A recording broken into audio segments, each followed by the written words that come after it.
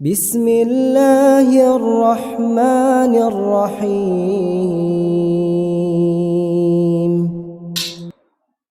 إن الحمد لله نحمده ونستعينه ونستغفره ونعوذ بالله من شرور أنفسنا ومن سيئات أعمالنا. من يهده الله فلا مضل له ومن يضلل فلا هادي له. وأشهد أن لا إله إلا الله وحده لا شريك له، وأشهد أن محمدا عبده ورسوله. يا أيها الذين آمنوا اتقوا الله حق تقاته ولا تموتن إلا وأنتم مسلمون. يا أيها الناس اتقوا ربكم الذي خلقكم من نفس واحدة وخلق منها زوجها وبث منهما رجالا كثيرا ونساء. واتقوا الله الذي تساءلون به والأرحام، إن الله كان عليكم رقيبا. يا أيها الذين آمنوا اتقوا الله وقولوا قولا سديدا يصلح لكم أعمالكم ويغفر لكم ذنوبكم، ومن يطع الله ورسوله فقد فاز فوزا عظيما. أما بعد فإن خير الحديث كتاب الله، وخير الهدي هدي محمد صلى الله عليه وسلم، وشر الأمور محدثاتها وكل محدثة بدعة وكل بدعة ضلالة وكل ضلالة في النار. أعوذ بالله من الشيطان الرجيم من همزه ونفخه ونفثه. بسم الله الرحمن الرحيم. من قتل نفسا بغير نفس أو فساد في الأرض فكأنما قتل الناس جميعا، ومن أحياها فكأنما أحيا الناس جميعا. وقال النبي صلى الله عليه وسلم: الأكبر الكبائر الإشراك بالله وقتل النفس، أو كما قال عليه الصلاة والسلام. معزز و محترم حاضرین جمعہ، بزرگوں، نوجوانوں، خواتین اسلام، ہر قسم کی تعریف، توصیف، عظمت و بزرگی اس اللہ وحدہ لا شریک خالق کائنات مالک ارض و سما کے لیے ہے، جس کے ہاتھ میں تمام احوال کا الٹ پھیر کرنا ہے، جو موسموں میں تبدیلی پیدا کرتا ہے، دن و رات کو بدلتا ہے۔ درود و سلام نازل ہو تمام انبیاء کرام علیہم السلام پر، جن کو اللہ رب العالمین نے لوگوں کو لوگوں کی بندگی سے نکال کر ایک اللہ کی عبادت پر لگانے، حق و باطل کا فرق بتانے، صحیح اور غلط کی تمیز سکھانے اور حلال و حرام کی تفصیل و ڈیٹیل بتانے کے لیے ایک بعد دیگر مبعوث کرتا رہا۔ ان نبیوں کی آخری کڑی محمد صلی اللہ علیہ وسلم پر خاص کر درود و سلام نازل ہو، جن کو رب العالمین نے ہماری رشد و ہدایت کی خاطر مبعوث کیا تھا، جنہوں نے دن و رات دشمنان دین اور اعداء اسلام کی جانب سے طرح طرح کی اذیتیں، تکالیف، پریشانیوں کا سامنا کرتے ہوئے ہم تک دین کو پہنچایا۔ اللہم صلی علیہ، اللہم بارک وسلم۔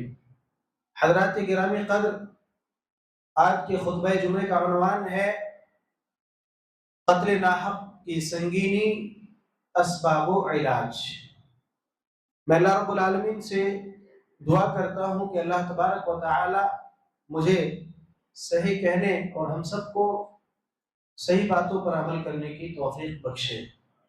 اگر میں حق کہوں تو اللہ تعالیٰ کی طرف سے، اور اگر میں غلط کہوں وہ میرے نفس اور شیطان کی طرف سے ہے. ہمیں صرف حق باتوں پر عمل کرنا ہے. سبحانك لا علم لنا إلا ما علمتنا إنك أنت العليم الحكيم. رب اشرح لي صدري ويسر لي أمري واحلل عقدة من لساني يفقه قولي رب زدني علما. حضرات گرامی قدر، جیسے جیسے ہم رسول اللہ صلی اللہ علیہ وسلم کے زمانے سے دور ہوتے جا رہے ہیں، قیامت سے قریب ہوتے جا رہے ہیں، ویسے ویسے رسول اللہ صلی اللہ علیہ وسلم کی تعلیمات کو ہم فراموش کرتے جا رہے ہیں، بھولتے جا رہے ہیں. وہ رسول صلی اللہ علیہ وسلم جس کو ایسے حالات میں، ایسے وقت میں رسول اللہ رب العالمین نے مبعوث کیا تھا، بھیجا تھا، جس وقت دنیا ظلم و زیادتی کی تاریکی میں ڈوبی ہوئی تھی، ہر طرح کی برائیاں، خرافات ان کے اندر موجود تھیں. معمولی سی بات پر لڑنا جھگڑنا، قتل و غارت گری ان کا شیوا تھا. بچیوں کو زندہ درگور کرنا، اللہ کو چھوڑ کر بتوں کی پوجا کرنا اور مردار کھانا، طرح طرح کی برائیاں ان میں موجود تھیں. ایسے وقت میں اللہ رب العالمین نے انہی کی جنس سے، انہی کی زبان بولنے والا ایک رسول مبعوث کیا. فبعث اللہ فیہم رسولا منہم، اللہ نے انہی میں سے ایک رسول بھیجا جو ان کی زبان بولنے والا تھا، ان کے قبیلے سے تھا، ان کے خاندان سے تھا، انہی کے رنگ و نسل سے تھا. یتلو علیہم آیاتہ ویزکیہم ویعلمہم الکتاب والحکمہ وَإِن كَانُوا مِن قَبْلُ لَفِي ضَلَالٍ مُبِينٍ. وہ رسول ان کے سامنے اللہ کی آیتوں کو پڑھ پڑھ کر سناتے تھے، ان کا تزکیہ کرتے تھے، ان کے دلوں کو پاک کرتے تھے شرک کی گندگیوں سے، اخلاقی گراوٹ کی گندگیوں سے، بری عادات سے. وَيُعَلِّمُهُمُ الْكِتَابَ وَالْحِكْمَةَ، اور انہیں قرآن و حدیث کی تعلیم دیتے تھے. وَإِن كَانُوا مِن قَبْلُ لَفِي ضَلَالٍ مُبِينٍ، اگرچہ وہ اس سے پہلے کھلی گمراہی میں مبتلا تھے، کھلی گمراہی میں تھے. اللہ رب العالمین نے رسول اللہ صلی اللہ علیہ وسلم کے ذریعے کتاب و حکمت کی تعلیم دی، ان کے نفوس کا تزکیہ کیا. وہ برے اعمال، وہ حرام کام جن میں وہ ملوث تھے، مبتلا تھے، رسول اللہ صلی اللہ علیہ وسلم نے ان کاموں سے انہیں روکا اور منع کی. حتیٰ کہ وہ جہنم کے گڑھے کے کنارے پر تھے، اللہ رب العالمین نے رسول اللہ صلی اللہ علیہ وسلم کو بھیج کر ان کے ذریعے سے انہیں جہنم کے گڑھے سے نکالا.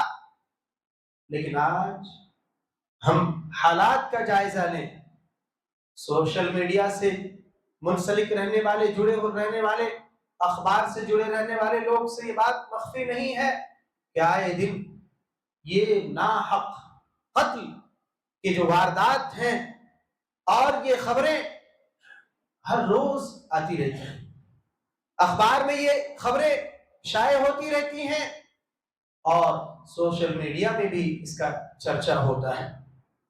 آج کسی نے بیوی کو قتل کر ڈالا، کسی بیوی نے شوہر کو قتل کر ڈالا، بیٹے نے باپ کو قتل کر ڈالا، دوست نے دوست کو قتل کر ڈالا. یہ باتیں سنتے رہتے ہیں اور دیکھتے رہتے ہیں، مشاہدہ ہوتا ہے. غور کرنے کی بات یہ ہے کہ اللہ کے رسول صلی اللہ علیہ وسلم نے ہمیں جس گڑھے سے نکالا تھا، آج ہم اسی گڑھے میں گر رہے ہیں، گر گئے ہیں. ہمیں بھی اس گڑھے سے آج بھی نکلنے کی ضرورت ہے. حضرات گرامی قدر، اللہ رب العالمین نے اپنی تمام تر مخلوقات میں انسان کو جو شرف، جو عزت بخشی، کسی اور جانور کو اللہ رب العالمین نے کسی اور مخلوق کو نہیں بخشی۔ اللہ رب العالمین نے انسان کو مکرم کیا، انسان کے خون کا پاس و لحاظ رکھا، انسان کے خون کی بڑی قیمت رکھی، لیکن آج پانی سے بھی سستا سمجھ کے اس کو بہایا جا رہا ہے۔ اللہ رب العالمین نے قرآن کریم سورہ بنی اسرائیل کے اندر ارشاد فرمایا وَلَقَدْ كَرَّمْنَا بَنِي آدَمَ وَحَمَلْنَاهُمْ فِي الْبَرِّ وَالْبَحْرِ، ہم نے بنی آدم کو عزت دی، ہم نے ان کی تکریم کی اور انہیں سمندر اور خشکی کا سفر کرایا۔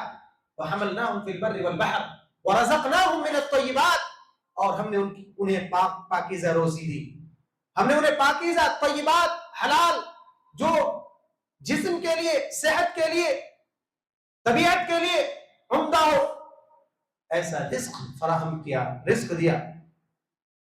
وَفَضَّلْنَاهُمْ عَلَى كَثِيرٍ مِّمَّنْ خَلَقْنَا تَفْضِيلًا، اور ہم نے جن مخلوقات کو پیدا کیا ان میں سے بہت سی مخلوقات پر انہیں فضیلت دی، ان کو افضل بنایا۔ لیکن آج انسان اپنی افضلیت کو بھول گیا ہے، اپنا شرف، اپنا مقام، اپنا وقار کو کھو بیٹھا ہے۔ حضرات گرامی قدر، درندہ بھی اپنے جیسے درندے کو شکار نہیں کرتا، لیکن انسان اس سے بھی بڑا درندہ بن چکا ہے آج۔ اپنی ہی جنس، اپنے ہی بھائی، اپنے ہی قبیلے، اپنے ہی خاندان دوسرے انسان کو قتل کرتا ہے، اس کے خون کا پیاسا بن چکا ہے، اس کا خون پی کر اپنی پیاس بجھا رہا ہے۔ اس قدر انسان گر چکا ہے، جبکہ روز قیامت حقوق العباد میں سب سے پہلے خونوں کا حساب ہوگا۔ اللہ کے رسول صلی اللہ علیہ وسلم نے فرمایا اول ما یقضى بین الناس یوم القیامہ فی الدماء، روز قیامت لوگوں کے درمیان سب سے پہلے خونوں کا حساب ہوگا، خونوں کا فیصلہ ہوگا۔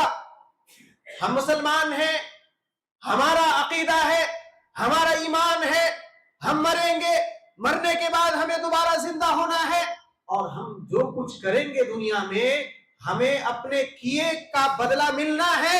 اللہ تبارک و تعالیٰ نے اسی لیے یوم الجزا کے نام سے ایک دن کو رکھا ہے۔ یوم الجزا دنیا میں اگرچہ فیصلے کا، عدالت کا سسٹم، نظام قائم ہے، لیکن ایک مظلوم کو جس طرح اس کا حق ملنا چاہیے اس کو حق نہیں ملتا ہے۔ دنیا میں ظالم غالب ہے، مظلوم پر طرح طرح کے ظلم ڈھائے جاتے ہیں، ان پر ظلم کیا جاتا ہے، ناحق قتل کیا جاتا ہے، وہ بدلہ لینے پہ قادر نہیں ہے۔ اسی لیے تو اللہ رب العالمین نے یوم الجزا رکھا ہے۔ اب اگر ہمیں یقین ہے کہ ہمیں مرنا ہے، مرنے کے بعد دوبارہ جی کر اٹھنا ہے اور حساب دینا ہے، تو پھر ہم کو سوچنا چاہیے کہ ہم کیا حساب دیں گے اللہ رب العالمین کو، ہم کون سے عمل کا حساب دیں گے، ہمارا عمل کیسا ہونا چاہیے، ہم اللہ تعالیٰ کو کیا جواب دیں گے اگر ہم نے کسی کو ناحق قتل کیا ہے۔ اللہ رب العالمین نے ناحق قتل کو حرام قرار دیا ہے، کبیرہ گناہ ہے، بڑا گناہ ہے، اللہ نے اس کی سزا کی دھمکی دی ہے، اللہ رب العالمین نے اس پر وعید سنائی ہے، لیکن سب کچھ کو بھول کے درندہ بن کے کسی کا ناحق انسان جو ناحق قتل کر بیٹھتا ہے۔ حضرات گرامی قدر، ناحق قتل کرنے والا روز قیامت سب سے بڑا مفلس ہوگا، سب سے بڑا کنگال ہوگا، اس سے بڑا فقیر، اس سے بڑا غریب، مفلس، نادار اور کوئی نہیں ہوگا، سب سے بڑا مفلس ہوگا۔ اللہ کے رسول صلی اللہ علیہ وسلم نے فرمایا المفلس من امتی من یأتی یوم القیامت بصلاة وصیام وزکاة ویأتی قد شتم هذا وقذف هذا وأكل مال هذا وسفك دم هذا وضرب هذا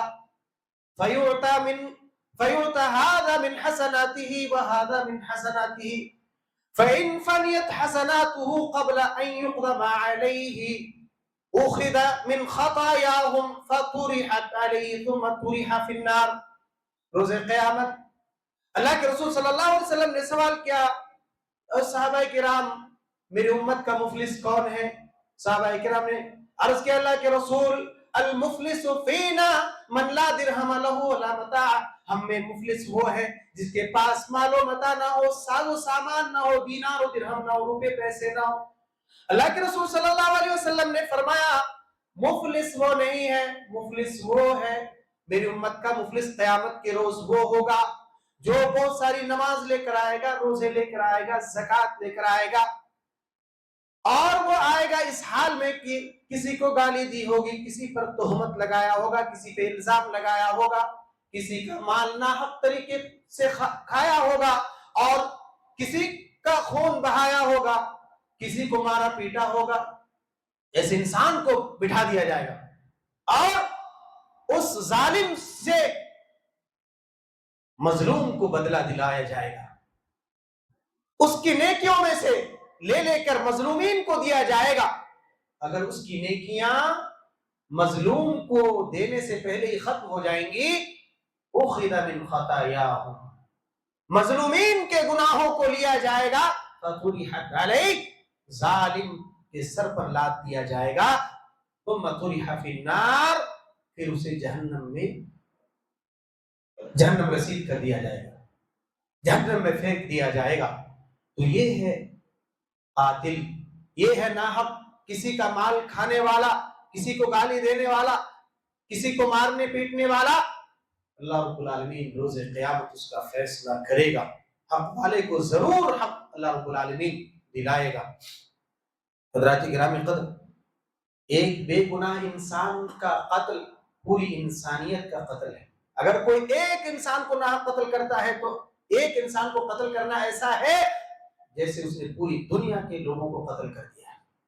اللہ رب العالمین نے قرآن کریم کے اندر ارشاد فرمایا ہے من قتل نفسا بغیر نفس او فساد فی الارض فکأنما قتل الناس جميعا ومن احیاها فکأنما احیا الناس جميعا، جس کسی نے ناحق کسی نفس کو قتل کیا بغیر اس کے کہ اس نے کسی کو قتل کیا تھا، اس نے کوئی جرم نہیں کیا، بلا جرم کے کسی کو قتل کر دیا، یا زمین میں اس نے کوئی فساد کیا، کوئی فساد نہیں کیا زمین میں، ناحق قتل کر دیا، فَكَأَنَّمَا قَتَلَ النَّاسَ جَمِيعًا، تو گویا اس نے تمام لوگوں کو قتل کر ڈالا۔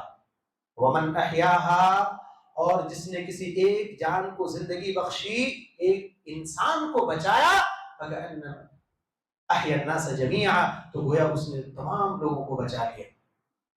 تو ایک جان کی قیمت اللہ رب العالمین کے نزدیک اتنی ہے کہ پوری دنیا کو قتل کر دینا ہے۔ حضرات گرامی قدر، اللہ رب العالمین نے قتل ناحق کی مذمت بیان کی ہے، اللہ کے رسول صلی اللہ علیہ وسلم نے بھی اس کی مذمت بیان کی ہے اور اس کی وعید سنائی ہے۔ اللہ رب العالمین نے قرآن کریم کے اندر فرمایا وَلَا تَقْتُلُوا النَّفْسَ الَّتِي حَرَّمَ اللَّهُ إِلَّا بِالْحَقِّ، کسی نفس کو ناحق قتل نہ کرو، قتل صرف حق کے طور پر، اور وہ بھی آپ قتل کرنے کا مصداق نہیں ہے، آپ حق نہیں رکھتے ہیں۔ اگر کسی نے جرم کیا، وقت کا حکمراں ہے، جو حاکم وقت ہے، اس کا کام ہے سزا دینا، فیصلہ کرنا، حق دلانا حق والے کو، آپ کا کام نہیں۔ کسی نے کسی کو قتل کر دیا تو بدلے میں جا کے آپ نے بھی اس کو قتل کر دیا، یا آپ اس کے ذمہ دار نہیں ہیں، آپ خود فیصلہ کرنے والے نہیں ہیں، وقت کا حکمراں فیصلہ کرے۔ وَلَا تَقْتُلُوا النَّفْسَ الَّتِي حَرَّمَ اللَّهُ إِلَّا بِالْحَقِّ، اور تم ایسے نفس کو قتل نہ کرو جس نفس کا قتل کرنا اللہ نے حرام قرار دیا مگر حق کے ساتھ، اور حق صرف تین۔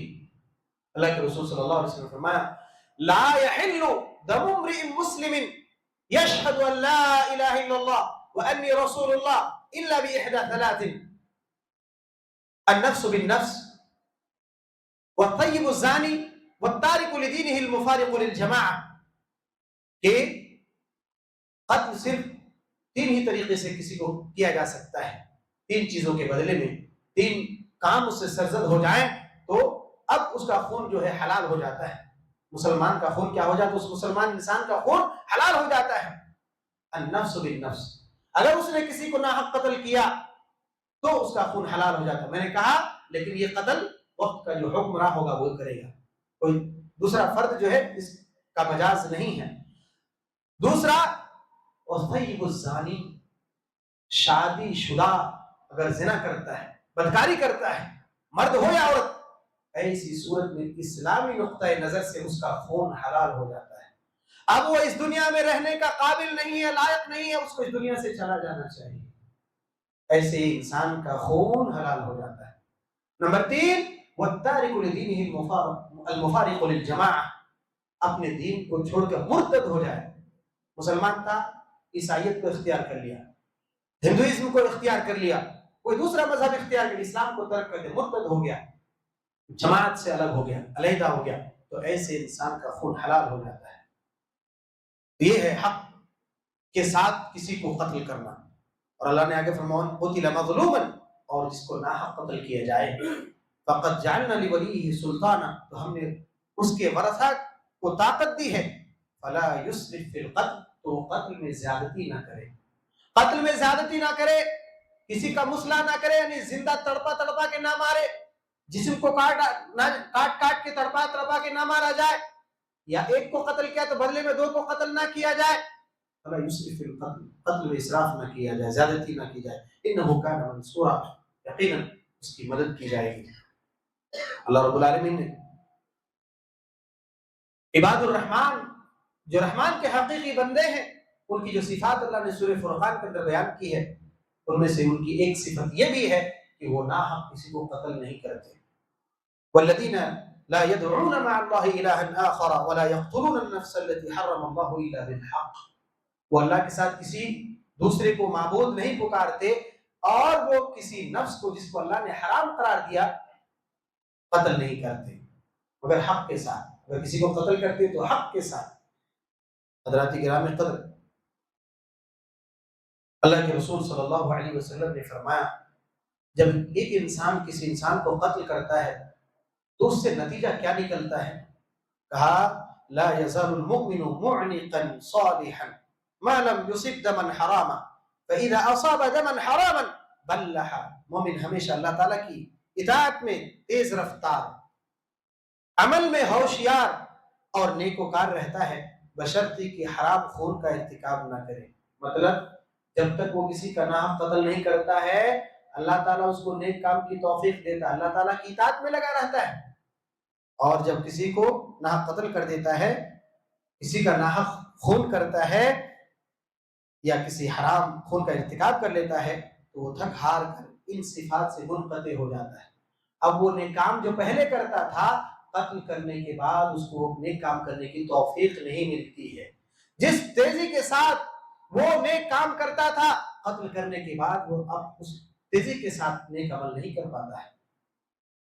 حضرات گرامی قدر، اللہ کے رسول صلی اللہ علیہ وسلم نے مزید فرمایا لَزَوَالُ الدُّنْيَا أَهْوَنُ عِنْدَ اللَّهِ مِنْ قَتْلِ رَجُلٍ مُسْلِمٍ، اللہ کے نزدیک دنیا کا ختم ہو جانا یہ آسان ہے کسی ایک انسان کے ناحق، کسی ایک نیک مسلمان کے قتل سے، کسی ایک نیک مسلمان کو کوئی قتل کرے، اس سے بہتر ہے کہ اللہ کے نزدیک دنیا ہی ختم ہو جائے۔ اتنی قیمت ہے انسان جان کی، مسلمان کی جان کی اتنی بڑی قیمت ہے رب العالمین کے نزدیک۔ حضرات گرامی قدر، جو مومن کو قتل کرتا ہے اس کی وعید اللہ رب العالمین نے مستقل طور پر بیان کی ہے، اور عذاب کی دھمکی دی اللہ رب العالمین نے۔ حضرات، اللہ رب العالمین نے فرمایا وَمَن يَقْتُلْ مُؤْمِنًا مُتَعَمِّدًا فَجَزَاؤُهُ جَهَنَّمُ خَالِدًا فِيهَا وَغَضِبَ اللَّهُ عَلَيْهِ وَلَعَنَهُ وَأَعَدَّ لَهُ عَذَابًا عَظِيمًا۔ سورہ نساء کی آیت، اللہ تعالیٰ نے کہا وَمَن يَقْتُلْ مُؤْمِنًا مُتَعَمِّدًا، جو کسی مومن کو جان بوجھ کر قتل کرے گا، جان بوجھ کر قتل کر رہا ہے، غلطی سے نہیں، جان بوجھ کے قتل کر رہا ہے، فَجَزَاؤُهُ جَهَنَّمُ، تو اس کی جزا، اس کا بدلہ کیا ہے؟ جہنم ہے، خالداً فیہا، اس میں وہ ہمیشہ رہے گا، وغضب اللہ علیہ، اس پر اللہ کا غضب ہے، اللہ کی ناراضگی ہے، ولعنہ، اور اللہ نے اس پر لعنت کی ہے، اللہ نے اپنی رحمت سے اس کو دور کر دیا ہے، وَأَعَدَّ لَهُ عَذَابًا عَظِيمًا، اور اللہ رب العالمین نے اس کے لیے بڑا عذاب تیار کر رکھا ہے۔ کتنی وعیدیں ہیں، کتنی سزائیں ہیں ایک مومن کو ناحق قتل کرنے کی۔ سوچنا چاہیے ایک انسان کو قتل کرنے سے پہلے بار بار سوچنا چاہیے، غور کرنا چاہیے میں جو قتل کر رہا ہوں، دنیا میں بچ جاؤ گے، دنیا میں بچ جاؤ گے پیسے دے کر، تعلقات کی وجہ سے، آخرت میں نہیں بچ پاؤ گے، آخرت میں نہیں بچ پاؤ گے۔ رسول اللہ صلی اللہ علیہ وسلم نے خطبہ حجۃ الوداع کے موقع پر فرمایا تھا، ان دماءکم واموالکم واعراضکم حرام علیکم کحرمت یومکم ھذا فی شہرکم ھذا فی بلدکم ھذا، کہ تمہارے خون، تمہارے اموال، تمہاری آبروئیں، عزتیں تم پر اسی طرح حرام ہیں جس طرح اس دن کی حرمت ہے تمہارے نزدیک اس مہینے میں اور اس شہر میں، یعنی ذوالقعدہ کا مہینہ، ذوالحجہ کا مہینہ جو کہ حرمت والے مہینوں میں سے ہے۔ یوم النحر، قربانی کا دن، 10ویں ذی الحجہ، ذی الحجہ کی 10ویں تاریخ، جس قدر مقدس، معزز، مکرم، حرمت والا دن ہے، ویسے ہی انسان کی جان، انسان کے خون، انسان کے مال اور انسان کی عزت کی قیمت ہے، انسان کی عزت کا احترام ہے۔ حضرات گرامی قدر، اللہ کے رسول صلی اللہ علیہ وسلم نے اسی خطبہ حجۃ الموقع پر کہا تھا، فَلَا تَرْجِعُوا بَعْدِ كُفَّارًا يَضْرِبُ بَعْضُكُمْ رِقَابَ بَعْضٍ، تو میرے بعد کافر نہ بن جانا کہ ایک دوسرے کی گردنیں مارو، ایک دوسرے کی گردنیں مارنے لگ جاؤ، یعنی جس سے اللہ کے رسول صلی اللہ علیہ وسلم نے تمہیں نکالا ہے، جہاں سے تم کو نکال کے لایا، پھر وہیں لوٹ کے جا کے پھر تم وہی عمل شروع نہیں کر دینا جو پہلے کیا کرتے تھے۔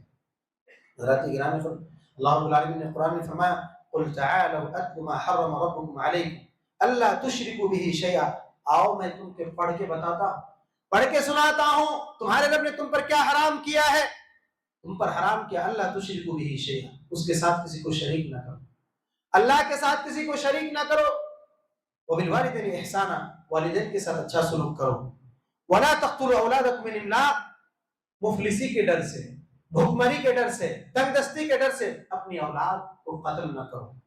آج دیکھیے، عورت ہے اپنے حسن و جمال کو باقی رکھنے کے لیے، مرد ہے تاکہ اس کو کمانا نہ پڑے، تعلیم کا مسئلہ، اس کا مسئلہ، اس کا مسئلہ، جس کی وجہ سے آج جو ہے اولاد کا ناحق قتل کیا جا رہا ہے، کیونکہ اللہ نے کہا وَإِذَا الْمَوْءُودَةُ سُئِلَتْ بِأَيِّ ذَنبٍ قُتِلَتْ، زندہ درگور کی بچی سے سوال کیا جائے گا کس گناہ کی پاداش قتل کیا گیا تھا، بِأَيِّ ذَنبٍ قُتِلَتْ، کس گناہ کی بنا پر اسے قتل کیا گیا تھا۔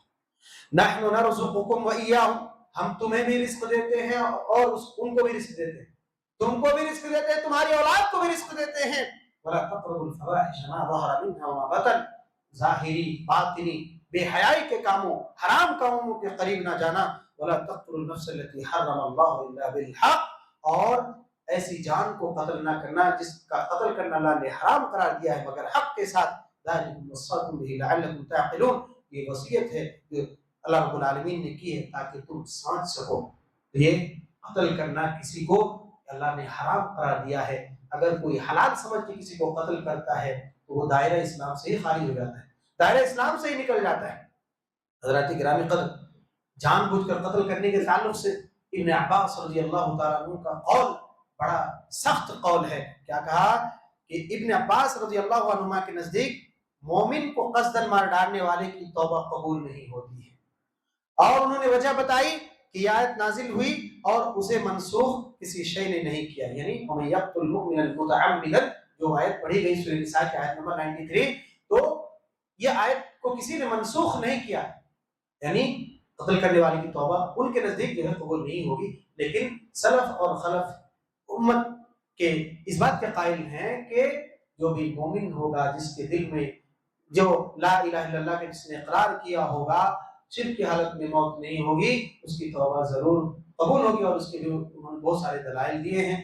ان میں سے ایک دلیل یہ ہے، یا عبادی الذین اسرفوا لا تقنطوا برحمت اللہ ان اللہ یغفر الذنوب جميعا انہ هو الغفور الرحیم، اے میرے بندو جنہوں نے اپنے آپ پر ظلم کیا ہے، اپنے آپ پر زیادتی کی ہے، لا تقنطوا برحمت اللہ، اللہ کی رحمت سے مایوس نہ ہو، ان اللہ یغفر الذنوب جميعا، اللہ تمام گناہوں کو بخش دے گا، تمام گناہوں کو بخش دے گا، شرط یہ کہ توبہ کرنی ہو۔ انہ هو الغفور الرحیم، بلا شبہ وہ بڑا بخشنے والا، رحم کرنے والا ہے۔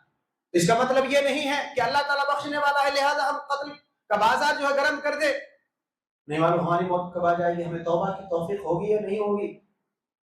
البتہ قتل ایک بڑا سنگین جرم ہے، بہت بڑا جرم ہے، اتنا بڑا جرم ہے کہ قاتل مقتول جو جس کو قتل کیا گیا ہے اپنا سر ہاتھ ملے گا، قاتل کے پیشانی کے بال کو پکڑے گا اور کہے گا، اللہ رب العالمین کے پاس لائے گا، عرش کے پاس لائے گا اور کہے گا یا رب سلو فیما قتل، اے میرے رب اس سے پوچھو اس نے مجھے کس بنا پر قتل کیا تھا۔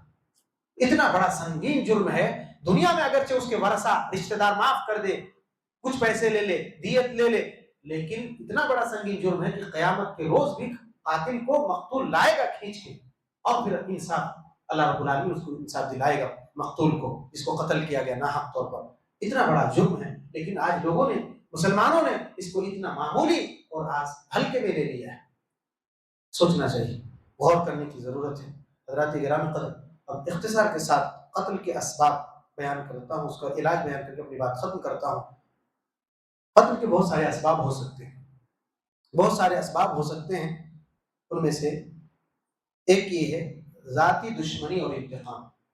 ذاتی آپسی دشمنی، ایک دشمنی ہو جاتی، دشمنی کی بنا پر ایک آدمی دوسرے آدمی کو قتل کر ڈالتا ہے۔ اور قتل کی جو شروعات ہوئی تھی وہ حسد کی بنا پر، آپ نے سنا ہوگا حابیل اور قابیل، آدم علیہ السلام کے دو بیٹے تھے۔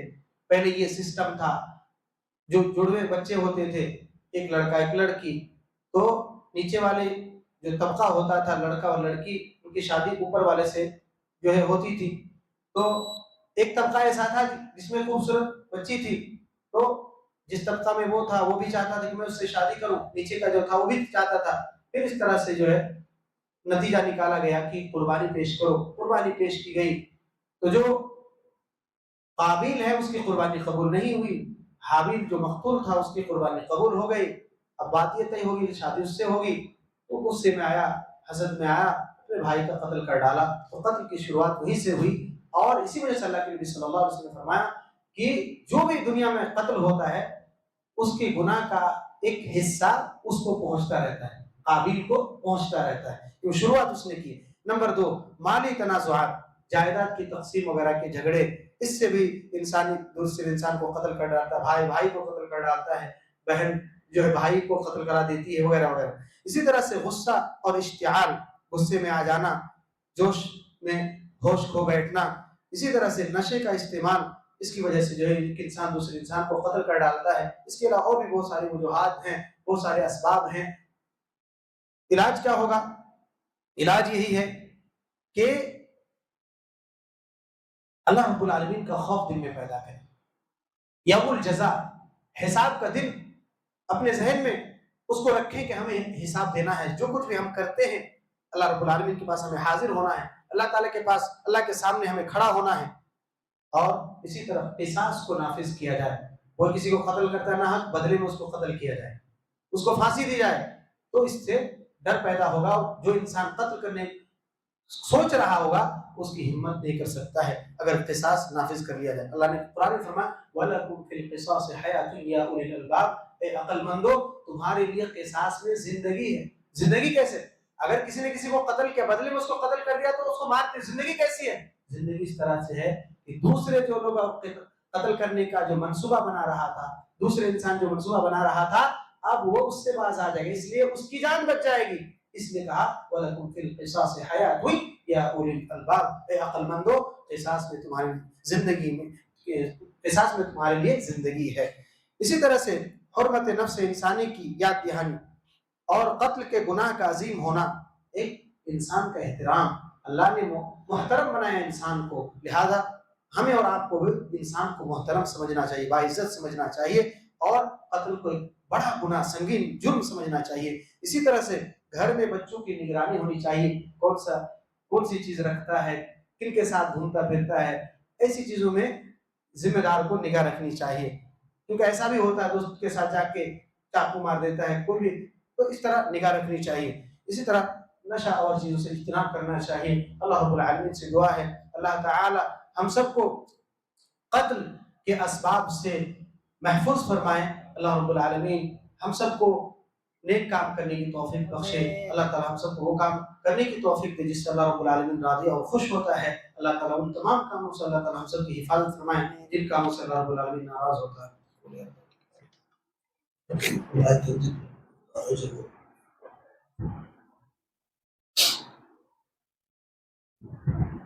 إن الحمد لله نحمده ونستعينه ونستغفره ونعوذ بالله من شرور أنفسنا ومن سيئات أعمالنا.